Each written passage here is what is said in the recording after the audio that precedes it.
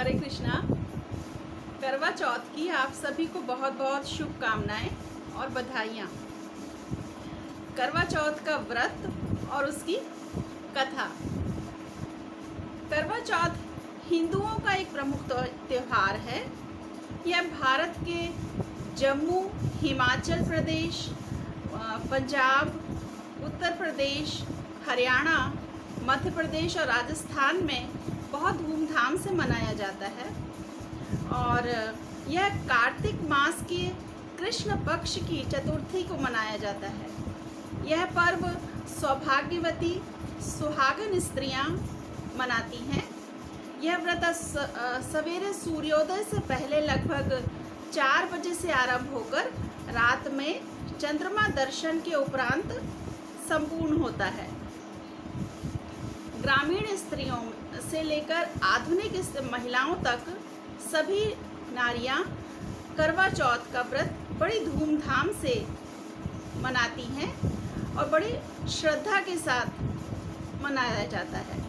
शास्त्रों के अनुसार यह व्रत कार्तिक मास के कृष्ण पक्ष की चंद्रोदय व्यापनी चतुर्थी के दिन करना चाहिए।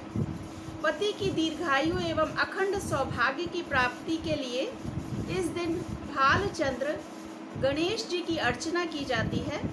करवा चौथ में भी संकष्टी गणेश चतुर्थी के जैसे दिन भर उपवास रखकर रात में चंद्रमा को अर्घ देने के उपरांत ही भोजन करने का विधान है। वर्तमान समय में करवा चौथ व्रतोत्सव अधिकतर महिलाएं अपने परिवार में प्रचलित प्रथा के अनुसार ही मनाती हैं, लेकिन अधिकतर स्त्रियां निराहार रहकर चंद्रोदय की प्रतीक्षा करती हैं।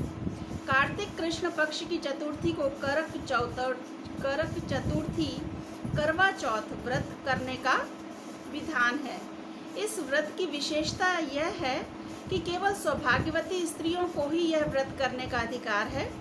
स्त्री किसी भी आयु, जाति, वर्ण, संप्रदाय की हो, सबको इस व्रत को करने का अधिकार है। जो सौभाग्यवती सुहागन स्त्रियां अपने पति की आयु, स्वास्थ्य व सौभाग्य की कामना करती हैं, वे यह व्रत रखती हैं। यह व्रत 12 वर्ष तक अथवा 16 वर्ष तक निरंतर प्रतिवर्ष किया जाता है। अवधि पूरी होने के पश्चात इस व्रत का उद्यापन किया जाता है। जो सुहागन स्त्रियां आजीवन रखना चाहें, वे जीवन भर इस व्रत को कर सकती हैं। इस व्रत के समान सौभाग्यदायक व्रत अन्य कोई दूसरा नहीं है। अतः सुहागन स्त्रियां अपने सुहाग की रक्षार्थ इस व्रत का सतत पालन करें। उपवास सहित एक समूह में बैठ महिलाएं चौथ पूजा के दौरान गीत गाते हुए थालियों की फेरी करती हैं। चौथ पूजा के उपरांत महिलाएं समूह में सूर्य को जल का अर्घ देती हैं। कार्तिक कृष्ण पक्ष की चंद्रोदय व्यापनी चतुर्थी अथवा उस चतुर्थी की रात्रि को जिसमें चंद्रमा दिखाई देने वाला है, उस दिन प्रातः स्नान करके अपने सुहाग पति की आयु, आरोग्य, सौभाग्य का संकल्प लेकर दिन भर निराहार रहती हैं। उस दिन भगवान शिव, पार्वती, स्वामी कार्तिकेय, गणेश एवं चंद्रमा का पूजन करें। पूजन करने के लिए बालू अथवा सफ़ेद मिट्टी की वेदी बनाकर उपरोक्त वर्णित सभी देवों को स्थापित करें और शुद्ध घी में आटे को सेंककर उसमें शक्कर अथवा देसी खांड मिलाकर मोदक, लड्डू नैवेद्य हेतु बनाएं। काली मिट्टी में शक्कर की चाशनी मिलाकर उस मिट्टी से बनाए गए मिट्टी के करवे अथवा तांबे के बने हुए करवे 10 या 11 करवे अपनी सामर्थ्य के अनुसार रखें। कार्तिक कृष्ण पक्ष की चतुर्थी को करक चतुर्थी या करवा चौथ व्रत करने का विधान है। इस व्रत की विशेषता यह है कि केवल सौभाग्यवती स्त्रियों को ही यह व्रत करने का अधिकार है। स्त्री किसी भी आयु, जाति, वर्ण, संप्रदाय की हो, सबको इस व्रत करने का अधिकार है। जो सौभाग्यवती स्त्रियां अपने पति की आयु, स्वास्थ्य व सौभाग्य की कामना करती हैं, वे यह व्रत रखती हैं।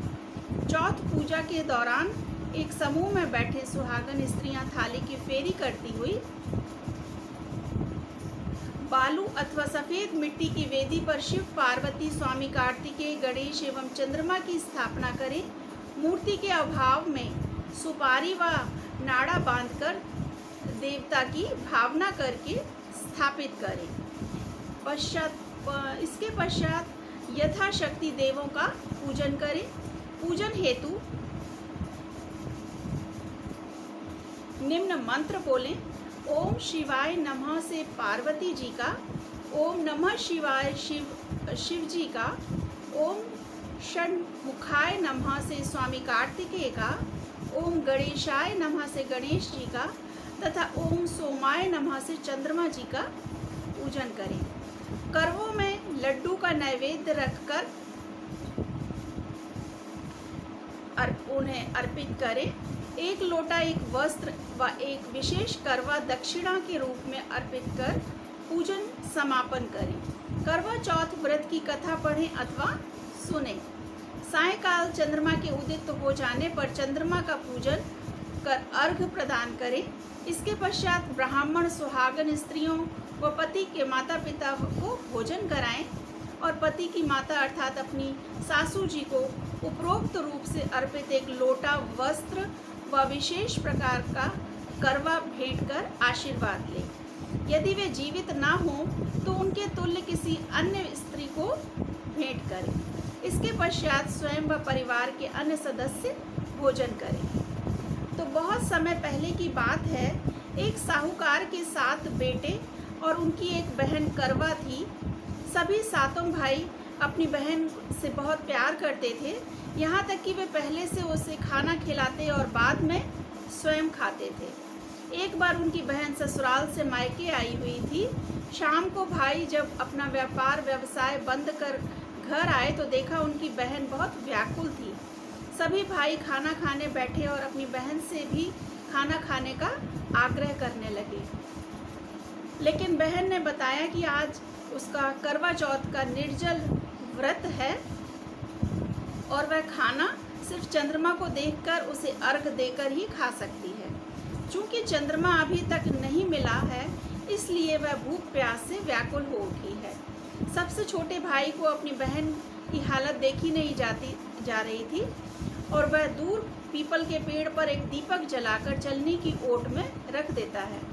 दूर से देखने पर वह ऐसा प्रतीत होता है कि जैसे चतुर्थी का चांद उदित हो गया हो। इसके बाद भाई अपनी बहन को बताता है कि चांद निकल आया है, तुम उसे अर्घ देने के बाद भोजन कर सकती हो। भोजन खुशी के मारे सीढ़ियों पर चढ़कर चांद को देखती बहन खुशी के मारे सीढ़ियों पर चढ़कर चांद को देखती और उसे अर्घ देकर अपना खाना खाने बैठ जाती है।